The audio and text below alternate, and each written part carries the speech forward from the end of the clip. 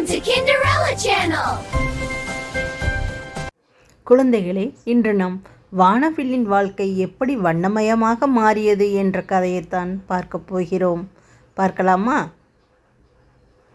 ஒரு நாள் வானில் கனமழை பெய்து ஓய்ந்தது. பூமி எங்கும் குளிர்ந்த காற்று வீசியது. மரங்களும் செடி கொடிகளும் மகிழ்ச்சியாக இருந்தன. மழை நின்றதும் சூரியன் தன் பொன்னிறமான முகத்தை மெல்ல மெல்ல காட்டத் தொடங்கினான். அப்பொழுது வானில் பெரிய வெள்ளை நிற வில்லொன்று தோன்றியது. அந்த வில் மிகவும் சோகமாக இருந்தது. இதனை கண்ட சூரிய பகவான், அன்பான வில்லே, ஏன் அழுகிறாய் என கேட்டது.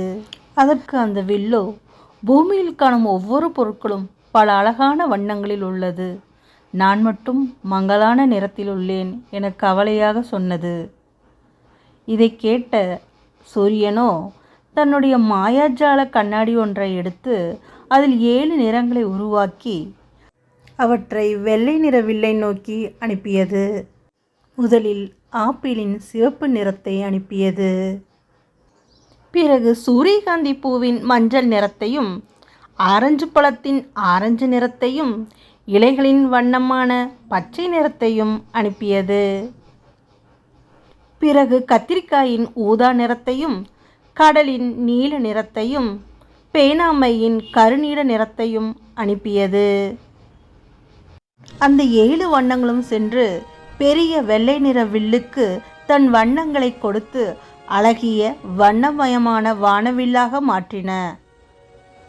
அன்று முதல் மழைக்கு பின் வானத்தில் வானவில் தோன்றி தன் நிறங்களால் மக்களை மகிழ்விக்க ஆரம்பித்தது. தானும் மகிழ்ச்சியாக இருந்தது. வாழ்க்கை வண்ணமயமானது. குழந்தைகளே, இந்த கதை உங்களுக்கு பிடிச்சிருக்குன்னு நினைக்கிறேன். உங்கள் வாழ்க்கையும் வண்ணமயமாக இருக்கட்டும். Thank you.